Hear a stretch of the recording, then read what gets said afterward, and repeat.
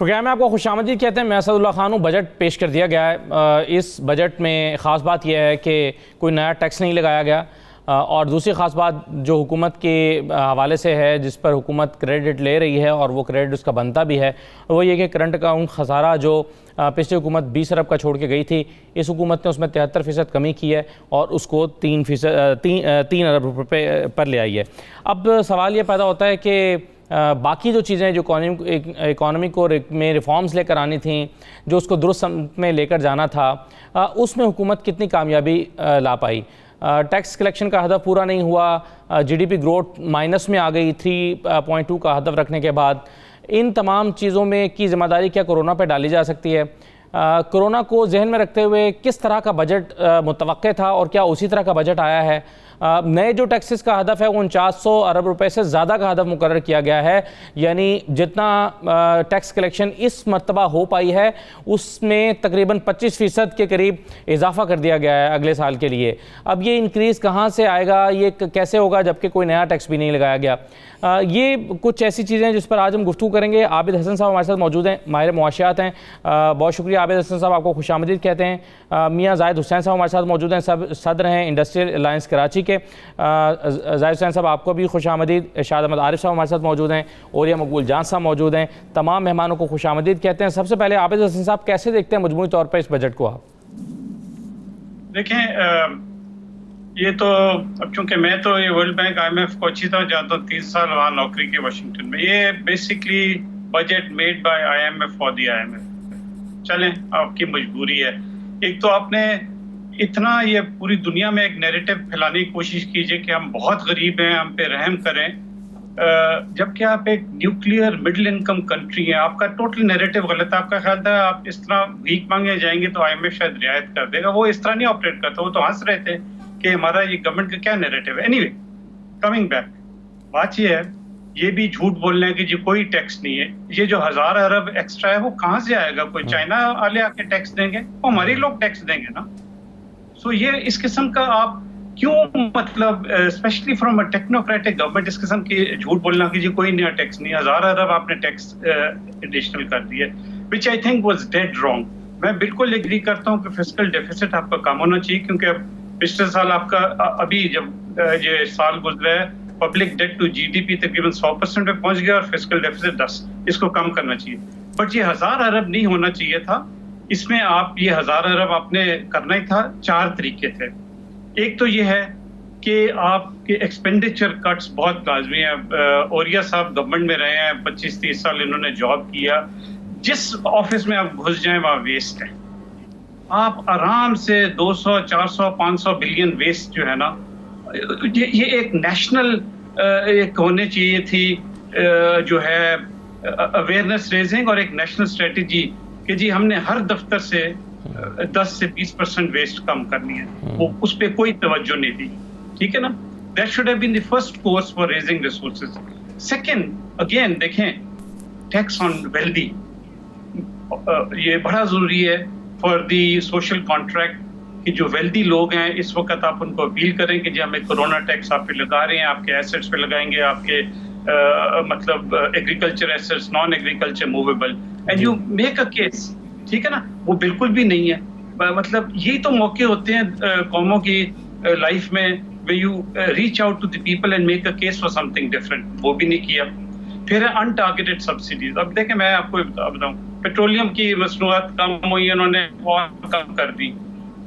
हम जैसे लोग 1-1, 2-2 गाड़ियां, हमें पेट्रोल डबल होना चाहिए। हमसे हमें क्यों सब्सिडी दे रहे हैं? मतलब वीट सब्सिडी है, वो लार्ज फार्मर्स उसका फायदा उठाते हैं। फर्टिलाइजर है, वो लार्ज फार्मर्स फायदा उठाते हैं, जो स्मॉल फार्मर को तो ये पहुंचती नहीं है। सो अनटारगेटेड सब्सिडी को ये कम करें।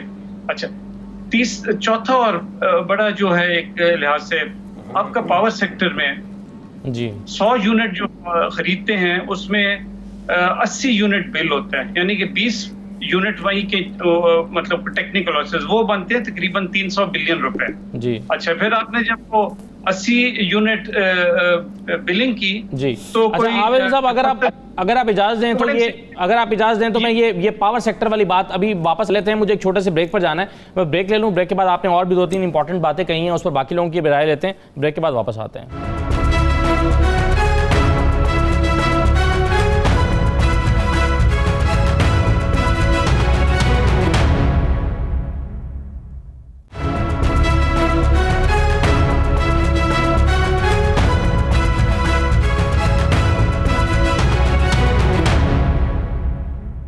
यहाँ जाहिर हुसैन साहब, पहले तो मुझे इंडस्ट्री के हवाले से बताएं, एक्सपेक्टेशंस क्या थी और मिला क्या है बजट में?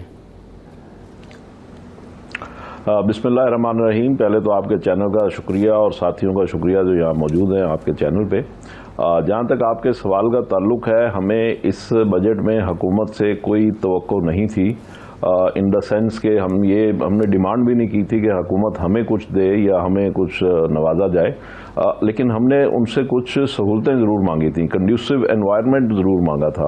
और हमें तवक्को थी कि अब जो पोस्ट कोरोना सिचुएशन आएगी, और बल्कि अभी हम जो मिड कोरोना सिचुएशन से हम गुजर रहे हैं, तो इसमें गवर्नमेंट हमें कुछ फैसिलिटेट करेगी ताकि हम आगे बिजनेस कम्युनिटी को फैसिलिटेट करें और उसका ट्रिकल डाउन इफेक्ट हो और लोगों को रोज़गार मिले। लेकिन मुझे लग ये रहा है कि जैसे अभी हमारे दोस्तों ने भी कहा कि ये एक रूटीन बजट है और कट पेस्ट बजट मुझे लग रहा है कि जो पिछले साल का जो बजट था उसमें कुछ अदाद शुमार को ऊपर नीचे कर दिया गया है, आगे पीछे कर दिया गया है, और उसमें थोड़ी सी फाइन ट्यून इन्होंने किया है। कुछ कस्टम ड्यूटियां कम की हैं, जो रॉ मटेरियल के हवाले से मोटरसाइकिल वालों को, रिक्शे वालों को मुबारक हो, उनके ऊपर कुछ टैक्स कम हुआ है। लेकिन ये जो अभी सवाल उठा था, आपने पूछा था अभी कि 4,900 रुपये कहाँ से पूरे होंगे, यानी 25% जो रेवेन्यू टारगेट बढ़ाया गया है ये कहाँ से पूरा होगा। तो अगर एक साल पहले, यानी पहली जो तकरीर थी हमाद अजहर साहब की, या शायद जो वज़ीर ख़जाना थे सद उमर साहब उनकी, वो अगर आप याद पुरानी निकाल के देख लें तो उन्होंने कहा था जी हम मैनेजमेंट बेहतर करके तो रेवेन्यू बढ़ा लेंगे। वो मैनेजमेंट कहाँ गई, कैसे हुई, और अब ये 1,000 अरब रुपए की मैनेजमेंट कैसे होगी? ज़ाहिर है कि बिजनेस कम्युनिटी को निचोड़ा जाएगा, और उसके लिए जो कुछ चीज़ें अभी अनफोल्ड नहीं हुई हैं, लेकिन उसमें मुझे स्मेल आ रही है जो हमाद अजहर साहब ने अपनी स्पीच में जो कही थी चीज़ें, कि उसमें अपील का कुछ मैकेनिज्म तब्दील किया जा रहा है, कुछ ऑडिट का मैकेनिज्म तब्दील किया जा रहा है, कुछ इसी तरीके से और जो उसमें मेजर्स लिए जा रहे हैं। तो उससे मुझे ये लग ये रहा है कि उसमें कुछ बिजनेस कम्युनिटी के लिए मज़ीद कुछ सख्त वक्त आने वाला है। और हम जो चाह तो हम ये रहे थे कि बिजनेस कम्युनिटी को साल 2 साल के लिए आप ट्रस्ट करें, उसे आज़ाद छोड़ें कि वो रेवेन्यू में इजाफा करे, वो बिजनेस में इजाफा करे, वो टर्नओवर में इजाफा करे, वो रोज़गार में इजाफा करे, वो एक्सपोर्ट में इजाफा करे, और ओवरऑल जो है लोगों की वेल बीइंग में इजाफा करे। लेकिन हुआ ये है इसमें कि मुझे लग ये रहा है कि थोड़े से हाथ पैर मजीद बांधे गए हैं। जो पुराना माइंडसेट है जो बहुत सालों से हम देख रहे हैं, उसी माइंडसेट को थोड़ा सा इसमें और आगे बढ़ाया गया है। और इसमें जो इसमें गवर्नेंस के चीज़ें हैं, यानी एक तो चीज़ होती है ना कि गवर्नमेंट ने टैक्स लगाया किसी चीज़ पे, तो चलें जी महंगी हुई वो चीज़ और गवर्नमेंट की आमदनी हो गई। लेकिन बात यह है कि यहाँ तो वो भी नहीं हो रहा। आपने आटे की कीमत कैसे बढ़ गई, आपके वीट की कीमत कैसे बढ़ गई, शुगर की कीमत कैसे बढ़ गई, और पेट्रोल का आपने रिलीफ दिया जो लोगों को मिल नहीं पाया। और बैंक्स जो डिसबर्समेंट स्टेट बैंक ने जो पॉलिसीज़ बनाई हैं कि जो इसमें लोगों को वेलफेयर के लिए, बिजनेस कम्युनिटी के लिए, बिजनेस को जंप स्टार्ट देने के लिए, वो लोगों को उसके पैसे मिल नहीं रहे। और इसी तरीके से जो पब्लिक सेक्टर एंटिटीज़ हैं जो तकरीबन 600-700 अरब रुपए साल का साइफन करती हैं, उसमें रेलवे है, स्टील मिल है, उसमें PIA है, तो इसका क्या किया आपने? अब बात यह कि तकरीबन 1,000 अरब रुपए का रेवेन्यू वो है कि जो हम लोगों से हर साल टैक्स लेते हैं, और वो टैक्स लेने के बाद वो ज़ाया हो जाता है।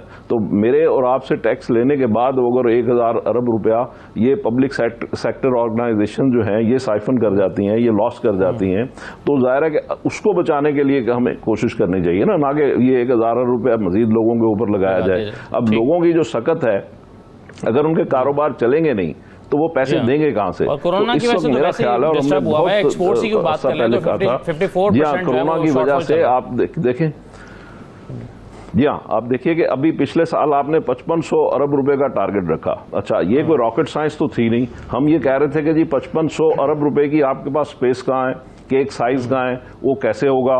तो उसमें 40% आपने टारगेट ज़्यादा रख दिया, जो कि चलो कोरोना को तो इल्ज़ाम दिया जा रहा है, लेकिन बात यह है कि वो नहीं आपका पूरा हो सका। और अब भी आपने ये जो रख दिया 4,900 अरब रुपए का टारगेट, आई डोंट थिंक कि ये पूरा हो सकेगा।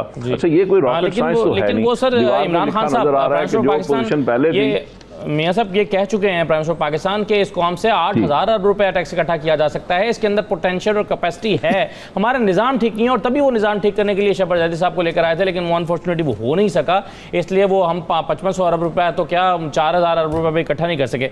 लेकिन एक चीज़ इरशाद आरिफ साहब जो इंपॉर्टेंट है, जो बिल्कुल तकरीर शुरू करते हुए कही हमारा साहब ने, उन्होंने कहा कि हमारी इस हुकूमत के 2 साल में जो रहनुमा उसूल रहे हैं वो ये है कि करप्शन का खात्मा किया जाएगा, सरकारी इदारों में ज़्यादा शफाफियत लाई जाए, एहतसाब का अमल जारी रखा जाए और हर सतह पर फ़ैज़ा साजी के अमल में मेरिट को तरजीह दी जाए। आपके ख्याल में हुकूमत इसमें कितना कामयाब रही है? देखिए, पहली बात तो यह है कि क्या मौजूदा हुकूमत, एक है उसकी अहलियत और सलाहियत, एक है उसका आज़्म और इरादा, और एक है जो कारकर्दगी। ये 3 चीज़ें हैं। पहली चीज़ अहलियत सलाहियत है, दूसरा आज़्म इरादा है, तीसरा कारकर्दगी है। कारकर्दगी पर हम डिस्कशन कर रहे हैं और उसमें हमें काफ़ी सारे नकाइस नज़र आ रहे हैं, कमज़ोरियाँ नज़र आ रही हैं। आज़्म और इरादे का मामला है, वो रिफ़्लेक्ट होता है इस तकरीर से भी, पिछले साल जो तकरीर हुई और उससे पहले भी वो मौजूद है, और उसमें बहुत सारी चीज़ें हमें नज़र भी आती हैं कि उसमें बेहतरी आई है। और तीसरी चीज़ है जो उसमें नकाइस हैं या ख़राबियाँ हैं, जो कुछ होता है। अब प्रॉब्लम यह है कि एक ऐसी हुकूमत जिसको वाज़े अक्सरियत हासिल नहीं है, जो बिसाखियों पर चल रही है, जिसके इदारे जो हैं वो दीमक ज़दा हैं, जो जिनमें ये अहलियत सलाहियत ही नहीं रही कि वो काम कर सकें। मिसाल के तौर पर एक छोटी सी मिसाल है, ये टैक्स कलेक्शन का इशू है। क्या ये हकीकत नहीं है, ये कोरोना तो आ गया जनवरी के बाद, इसकी तो सूरत हाल है, क्या ये हकीकत नहीं है कि यहाँ टैक्स वसूल नहीं किया जाता, यहाँ टैक्स चोरी होती है, यहाँ करप्शन चलती है? और अगर ये करप्शन पर काबू पा लिया जाए, टैक्स चोरी पर काबू पा लिया जाए, और FBR इरादा कर ले कि जो टैक्स गुजार है, जिसने टैक्स देना है उससे मैं टैक्स वसूल करके दिखाऊंगा, तो ये टारगेट पूरे हो सकते हैं। FBR का ये इरादा ना होना, अगर आप कह रहे हैं इरादा कर ले, तो FBR का इरादा ना होना नाअहली है या करप्शन है? नहीं, ये दोनों चीज़ें हैं। नाअहली से ज़्यादा करप्शन है, क्योंकि FBR के जो एक सेटअप बना हुआ है, सिर्फ FBR की बात नहीं कर रहे, जितने सरकारी महकमे हैं, और ये साहब उसमें रह चुके हैं, आबिद हसन साहब बात कर रहे थे, क्या ये जो हमारे इस वक्त सेटअप है ब्यूरोक्रेसी का, खा वो FBR हो खा दूसरे महकमे हों, क्या ये टैक्स लेना चाहते हैं? नहीं, ये रिश्वत लेना चाहते हैं। क्या ये काम करना चाहते हैं? नहीं करना चाहते, ये मुफ्त तनख्वाहें लेना चाहते हैं। उसकी बेहतरीन मिसाल जो है वो स्टील मिल है। इतना पैसा गवर्नमेंट का स्टील मिल पे लग रहा है, क्या इसलिए लग रहा है कि जनाब हुकूमत के अंदर अहलियत सलाहियत नहीं है कि जनाब वो स्टील मिल को चलाना चाहे, या ये तय कर लिया गया है कि मुफ्त तनख्वाहें देनी है, और अगर मुफ्त तनख्वाहें नहीं देगी गवर्नमेंट तो उसकी उस पर तनकीद करनी है अपोजिशन ने भी, दानिश्वरों ने भी, और बाकी शोबों ने भी, कि जी ये देखें, जी देखें। यानी अगर वो निकालना चाहते हैं, स्टील मिल को चलाना चाहते हैं उतने लोगों से जितने से वो चल सकती है, तो हम तैयार नहीं हैं। अगर वो उनको निकालना चाहते हैं जिन्होंने बेड़ा गर्क कर दिया है, तो हम कहते हैं ये भी नहीं होना चाहिए। आप चला कर दिखाएँ इसी सेटअप के साथ, FBR को आप चला कर दिखाएँ, ना किसी मुलाजिम को आप निकाल सकते हैं, ना जिसका एहतसाब होगा वो सियासी मसला बन जाएगा, जिसकी करप्शन पकड़ी जाएगी वो मजलूम बन जाएगा, और उसके बाद हम तवक्को करें कि करके दिखाएँ। 1,000 जो टैक्स का इन्होंने 1,000 अरब का रेवेन्यू जो उन्होंने टारगेट मुकर्रर किया है, वो कैसे हासिल हो सकता है? नया टैक्स की ज़रूरत नहीं है, कि वसूली का ही सिस्टम बेहतर करना है। पहले भी जो उन्होंने टारगेट मुकर्रर किया था वो नहीं अचीव हो सका, तो उसकी वजह ये नहीं थी कि टैक्स बनता नहीं था, वजह ये थी कि कोई टैक्स देना नहीं चाहता और कोई टैक्स लेना नहीं चाहता। अगर टैक्स देने वाले टैक्स देने पर तैयार हूँ और टैक्स लेने वाला अगर टैक्स लेने पर तैयार हूँ, तो कोई वजह नहीं है। इतनी इकॉनमी हमारी कमज़ोर नहीं है, इतने हम गए गुजरे नहीं हैं कि जनाब हमारे यहाँ। अब यहाँ तो सूरत हाल ये है कि जो करोड़पति है, जिसकी एक रोज़ की आमदनी करोड़ रुपया है, वो भी रोना रो रहा है कि मैं तो मर गया। जिस मुल्क के अंदर हालत अखलाकी दिवालियापन की ये हो कि 12,000 रुपये उन लोगों ने वसूल किए हैं जिनकी आमदनी 50,000 रुपये deserve ही महीने नहीं की करते लाख रुपए महीने की आमदनी और 12,000 रुपये वो वसूल कर रहे हैं। ये 8 लाख लोग जो निकाले गए हैं बेनिफिट इनकम सपोर्ट प्रोग्राम से, क्या ये सारे मुस्तहिकीन थे? 22 ग्रेड का अफसर, 21 ग्रेड का अफसर अगर मगर मसला 3,000 रुपये महीना वसूल कर रहा है तो उसको शर्म आनी चाहिए या हमें शर्म आनी चाहिए? लेकिन ये अखलाकी दिवालियापन जो है, 1000 अरब का टारगेट भी अचीव हो सकता है, कोई ऐसी बात नहीं है। टैक्स देखिए ना, हमें बताया जाए कि जी टैक्स लगाया है, जब नज़र आ रहा है कि कोई नया टैक्स नहीं लगा, जो टैक्स में रद्दबदल किया गया है उससे भी फ़ायदा पहुंचाया गया है। अगर सिगरेट पर टैक्स लगा है तो ये तो मेरा नहीं ख्याल कि कोई मुखालफत कर सकता है। इरादा है, अहलियत नहीं है, और कारगुजारी इसलिए कि ना ब्यूरोक्रेसी ताउन करने के लिए तैयार है ना। लेकिन सर इरादा और नीयत जो है उस वक्त तक उसका कोई फायदा नहीं है जब तक अहलियत पैदा नहीं होगी। अहलियत का इशू ये है कि एक कमज़ोर हुकूमत जो मखलूत हुकूमत होगी उसकी अहलियत सलाहियत ये नहीं हो सकती कि वो इन माफियाज का मुकाबला कर सके। कभी आपने सुना था, और यह सब हमारी ज़िंदगी में कभी हुआ है कि मई जून में गंदम की कीमत बढ़ जाए? यानी 2 साल पहले तक यहाँ 1350 रुपए कीमत होती थी सरकारी और 1100 रुपए में गंदम बिक रही होती थी इन महीनों में। लोग बाकायदा मिन्नतें हमारी आगे करते थे कि हमें बारदाना लेके दें, आज 2000 रुपए बिक रही है। तो ये अहलियत सलाहियत का इशू है। ये अब अगर हुकूमत बेहतर नहीं करती है अपनी तो ये मसाइल बढ़ते रहेंगे।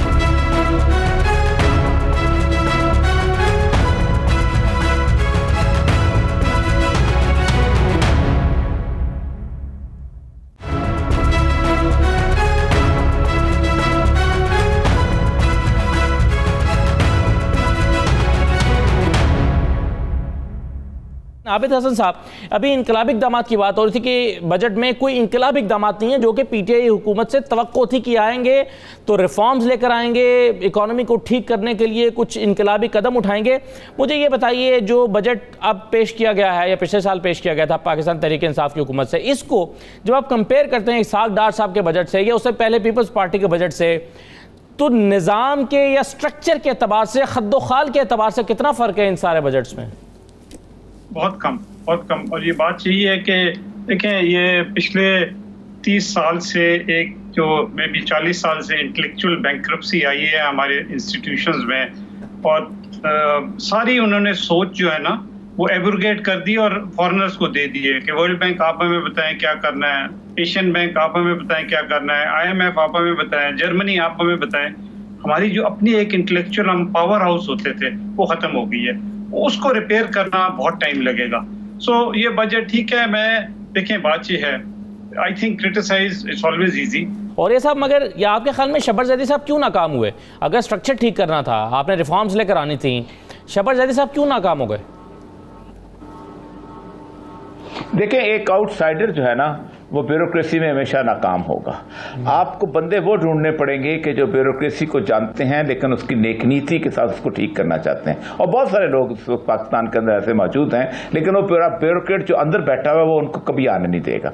वो ये चाहेगा कि बाहर से बंदा आए जिसको हम बड़ी आसानी से बेवकूफ़ बना दें, उसको 3-4 साल समझने में लग जाएं और उसके बाद वो कहेंगे जो भाग जाए और एंग्जाइटी का पेशेंट होकर बाहर पर चले जाए। आप सोच नहीं सकते कि आप पाकिस्तान के अंदर जो ब्यूरोक्रेसी का सिस्टम है इसका इतना एनकैप्सुलेटेड है कि अगर आप एक प्रॉपर इंफॉर्मेशन लेने के लिए भी चाहेंगे ना, तो आपको अगर वाकई नहीं पता कि इंफॉर्मेशन कहां पड़ी हुई है और आप उस पूरे प्रोसेस से नहीं गुजरे तो आपको नहीं पता चलेगा। पहले दिन इमरान खान साहब से कहा था कि आप ऐसा करें कि आप वो कॉम्पिटेंट लोग जो हैं जो इस वक्त पूरे माशरे के अंदर मौजूद हैं उनकी एक टीम बना लें, और कुछ नहीं तो उनके एक जिसे कहता है एक थिंक टैंक सा बना लें कि इस बारे को रिव्यू करता रहे जो आपके पास आता रहता है। डेली रूटीन की चीजें तो होती हैं। एक और सबसे बड़ी बात, अरशद साहब की सारी बातें दुरुस्त, अपनी जगह बहुत अच्छी बात है कि ये सारे का सारा सिस्टम तबाह हाल हो चुका है वैसा, लेकिन इस सिस्टम को रिपेयर करना कोई इतना ज्यादा मुश्किल काम नहीं है। उसकी वजह यह है कि मैं आपको आज बात बताऊं हूं कि बहुत सारे ऐसे लोग हैं जो ईमानदार हैं इस सिस्टम के अंदर, लेकिन वो इस सिस्टम के अंदर बेवकूफ कहलाते हैं। उन सिस्टम के अंदर वो रांदा दरगाह होते हैं, वो सिस्टम के अंदर खुले लाइन पोस्टिंग पे लगे होते हैं। उनको ढूंढना, उनको निकालना कोई इतना मुश्किल काम नहीं होता। दूसरी बात ये होती है कि आप क्यों नहीं इस सिस्टम को रिफॉर्म करते जिस तरह दुनिया के पूरे सिस्टम है। मैं ये पाकिस्तान से 2 कदम दूर मैं ईरान में पोस्टेड था। आप हैरान होंगे कि उस ईरान के अंदर ना मुझे घर देते थे वो लोग, ना मुझे गाड़ी देते थे, ना मुझे कोई और दे। वो कहते ये इतने सारे पैसे हैं, इसके अंदर आप घर खरीदना चाहो वो $1200 हैं, तुम 800 के घर में रहो, 100 के घर में रहो। पाकिस्तान के अंदर हम मोहल्लात से नहीं निकल सके। हम अरबों रुपया हम GOR की रिपेयर पे लगाते हैं, अरबों रुपया हम गाड़ियां बनाने में लगाते हैं, अरबों रुपया फ्यूल पे लगाते हैं। ये इनको देखें क्यों नहीं करप्शन होती इसके अंदर प्राइवेट सेक्टर के अंदर। महबूबुल हक ने इतनी बड़ी रिकमेंडेशन निकाले उसने कहा था कि इसका टेलीफोन का बिल इनकी पे में डालो, गाड़ी का बजट इनकी पे में डालो, घर का किराया इनकी पे में डालो, और इसकी पे इतनी ज्यादा हो जाएगी कि उसको सिर्फ और सोचने की नौबत नहीं पड़ेगी। क्यों नहीं प्राइवेट सेक्टर में करप्शन होती? क्योंकि बंदा जो है उसकी इतनी ज्यादा, ड्राइवर की भी तनख्वाह इतनी ज्यादा होती है कि वो अपनी जिंदगी गुजार सकता है। पाकिस्तान के बजट में स्पेस मौजूद है और उन्होंने उसके अंदर से 22% बचा के दिया था, लेकिन ब्यूरोक्रेट्स ने ज़ियाउल हक को ऐसा घुमाया हुआ था कि घुमा के खत्म। पाकिस्तान में असल मसला यह है कि ये वो ब्यूरोक्रेट जो थे जिन्होंने पाकिस्तान में कायद आज़म के जमाने में काम किया था, उन्होंने इसी मुल्क को बनाया था, यही लोग थे जो चले थे। लेकिन उसके बाद जुल्फकार अली भुट्टो साहब का जब हथौड़ा चला, जब कॉन्स्टिट्यूशनल गारंटीज खत्म हुई, तबाह बर्बाद हो गई। ये स्टील मिल थी कि जो मुनाफा देती थी, लेकिन मसला सारा ये था कि इसके अंदर सियासतदानों ने ब्यूरोक्रेट्स को मोम की बनाया और वो झुक गए, और झुकने के साथ ही उन्होंने जितने चाहे बंदों को मुलाजम कर लिया। इसी PIA के अंदर उन्होंने सियासी आकाओं को माना, मुलाजम कर लिया। ब्यूरोक्रेट उस वक्त कमजोर होता है जब उसके पास कॉन्स्टिट्यूशनल गारंटी मौजूद नहीं होती। एक छोटी सी बात थी, उसमें इमरान खान साहब को डरा देते हैं, वो कहते हैं जी आपने कॉन्स्टिट्यूशनल गारंटी बनाई दी, ये शेर हो जाएंगे, ये आप पे चढ़ दौड़ेंगे। ओ भाई, कभी सियासी लीडर से भी कोई चढ़ दौड़ता है, कभी ऐसे आदमी से इलेक्टेड रिप्रेजेंटेटिव पे कोई चढ़ दौड़ता है। उसकी इफेक्टिवनेस का मैयर, उसको आजाद करो, उसको आपके छोटे छोटे मिनिस्टरों से आजाद।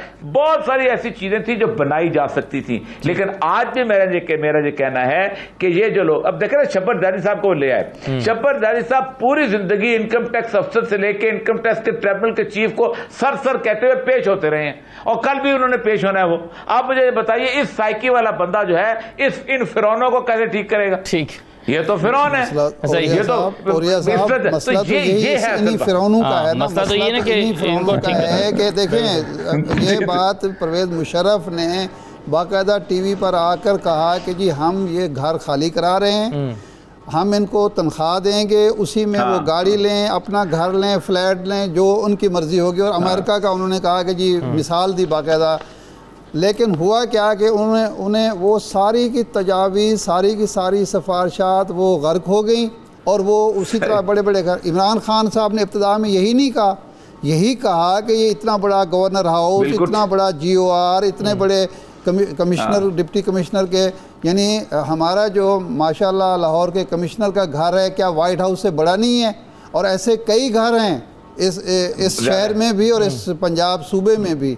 लेकिन प्रॉब्लम यह है कि इनको सीधा, जब सियासतदान भी करप्शन में हिस्सेदार है, ब्यूरोक्रेसी जो है वो भी करप्शन का हिस्सा है, और फिर उसके बाद जो कमाने वाला है, ताजर है, सनतकार है, वो भी उसका हिस्सेदार बन गया है, तो फिर इमरान खान यह हुकूमत क्या कर सकती है जब तक एक अखलाकी इनकलाब ना आए, और फिर एक कमज़ोर हुकूमत। हाँ, और कमज़ोर हुकूमत। अच्छा आवेद साहब, ये जो एक बहुत इम्पोर्टेंट प्रोग्राम था इनका कि जी डेली वेजेस, फैक्ट्री वर्कर्स और छोटी बिजनेसेस के, उसका अभी तक इम्प्लीमेंटेशन शुरू नहीं हुई।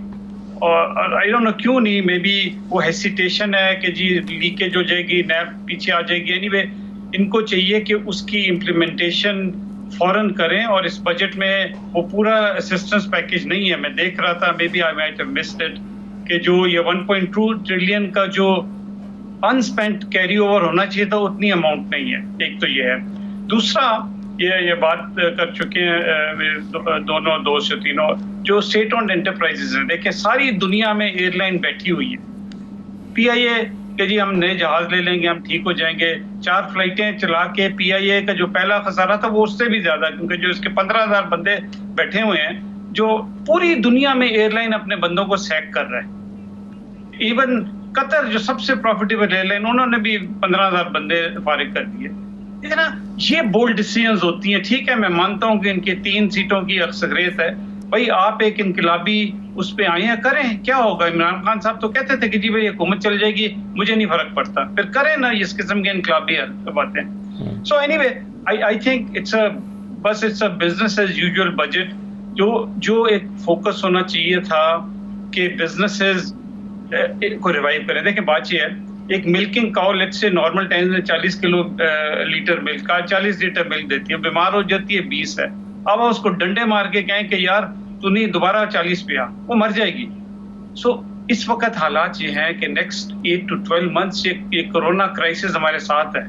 पूरी दुनिया में ये देखें अब आ रही है ना लेसन्स कि जिन मुल्कों ने लॉकडाउन ठीक किया, from Australia, New Zealand, Europe, Japan, China, वो अब मोरलेस क्राइसिस से निकले हैं। जिन मुल्कों ने हिचकिचाहट की, Brazil, Mexico, America classic example, India, Bangladesh, Pakistan, ये क्राइसिस इनके साथ रहेगा क्योंकि एक क्लैरिटी ऑफ थॉट और एक क्लैरिटी ऑफ पर्पस नहीं है। सो ये budget should take into account कि next year also economy will be as bad because इनकी वो क्लैरिटी नहीं है और ये बार बार रिकर करेगा, हर 2 महीने बाद फिर एक स्पाइक आ जाएगा।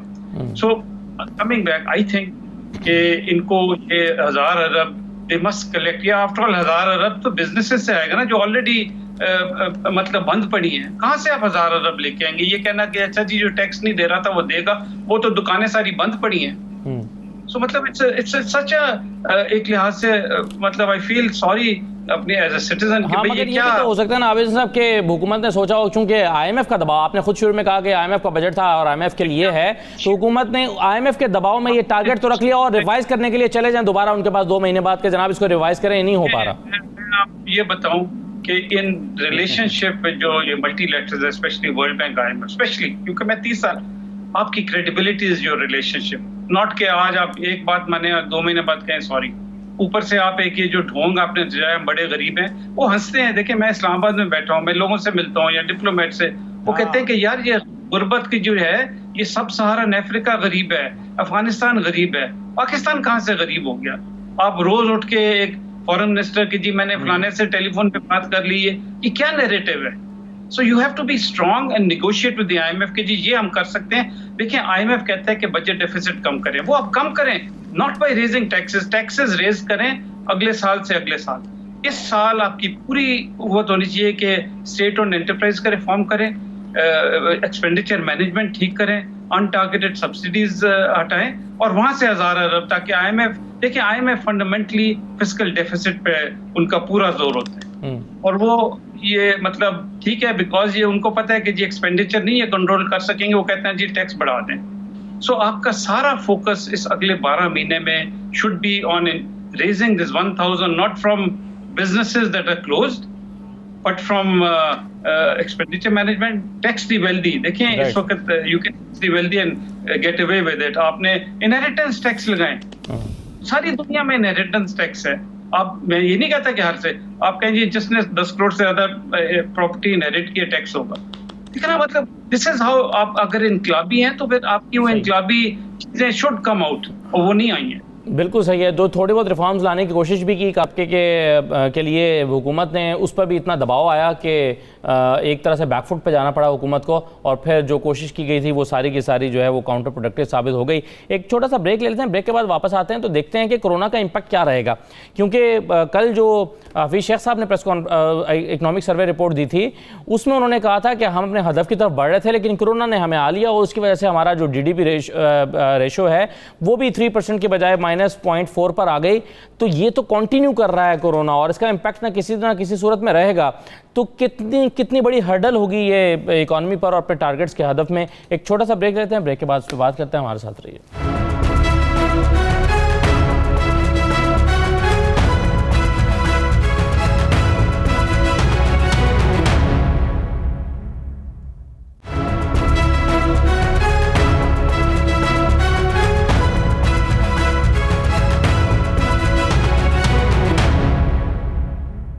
शहबाज शरीफ साहब ने कहा है कि ये अवाम दुश्मन बजट है। तो अगर ये अवाम दुश्मन बजट है, तो हम अभी डिस्कस कर रहे थे कि वैसे ही बजट है जैसे पहले आता रहा है, किस बुनियाद पर अपोजिशन को लग रहा है कि अवाम दुश्मन बजट है, और कैसा होता तो अवाम दोस्त होता? देखिए जी, अगर नैब ख़त्म नहीं होता, नैब के कवानीन ख़त्म नहीं होते, अपोजिशन के लोगों ने जो लूट मार की है वो उस पर जो केसेस बने हुए हैं वो ख़त्म नहीं होते, तो ये अवाम दुश्मन हुकूमत है, अवाम दुश्मन बजट ही होगा। उनका तो मसला एक ही है और कोई इशू नहीं है। आज आप ऐलान कर दें इमरान खान साहब का, जनाब नैब मैं ख़त्म कर रहा हूँ, कोई केस किसी सियासतदान पर जिसने लूटा है माजी में नहीं बनेगा, ये सारे अवाम दोस्त इक़दाम हो जाएंगे। मसला जो है वो जो हम डिस्कस कर रहे हैं, दो चीज़ें हैं जो बुनियादी अगर नहीं दुरुस्त होती तो हम कुछ नहीं कर सकते। नंबर वन, जो कौम की अखलाकियात का इशू है वो हुकूमत की है, वो ब्यूरोक्रेसी की है, वो दानिश्वर की है, वो बिजनेसमैन की है। कोई मैं यानी एक बुनियादी चीज़ है, ईमानदारी से कोई इस मुल्क में टैक्स देना नहीं चाहता। बहाने हम 100 ढूंढ लेते हैं कि जी वो रिश्वत चलती है, जायज़ काम नहीं होता, फलां नहीं होता। जो जिस इलाके में ईमानदार अफसर बैठा हुआ है, जिस मसलन में ये ठेके होते हैं, सरकारी ठेके होते हैं, जहाँ डीसी और एससी और कमिश्नर ईमानदार होते हैं, तो वहाँ जो ठेकेदार होते हैं वो ईमानदारी से काम कर रहे होते हैं, बिल्कुल नहीं, सवाल ही पैदा नहीं होता, वो ज़्यादा शेयर हो जाते हैं। एक है अखलाकियात का इशू, दूसरा है परफॉर्मेंस का इशू जो है, अहलियत सलाहियत की जो मैंने बात की थी। इस टीम के साथ जो इमरान खान ने बनाई हुई है, मरकज़ में हो सूबे में हो, इस टीम के साथ तो वो कोई कुछ अचीव नहीं कर सकता। जहाँ नाअहली का आलम ये हो कि पेट्रोल आप सस्ता करें और पेट्रोल मार्केट से दुगनी कीमत पे भी ना मिले, यानी 70 रुपये 75 रुपये कीमत है और 150 रुपये में नहीं मिल रहा, क्या फ़ायदा? और हुकूमत यकीनी नहीं बना पा रही उसको। अच्छा, गंदम जो है इस वक्त मई जून के महीने में हर घर में जो देहात में बसता है, हर घर में गंदम होती है, रखने की जगह नहीं होती, और गंदम जनाब 2000 रुपये मन जो है वो बिक रही है। जब नाअहली, ये सारी नाअहली है, इसमें कोई मैनेजमेंट का इशू नहीं है, एडमिनिस्ट्रेशन का इशू है कि नाअहल लोग बैठे हुए हैं, खा वो ज़िली सतह पे हैं, खा वो सूबाई सतह पे हैं, उनकी गिरफ्ती नहीं है मामलात पे, और जो भी आप अच्छा इकदाम करते हैं वो आपके गले पड़ जाते हैं। आप जो काम अवाम की भलाई के लिए करते हैं वो आपके गले पड़ जाता है, आपको लानत मलामत होती है और अवाम को मुश्किल पेश आती है।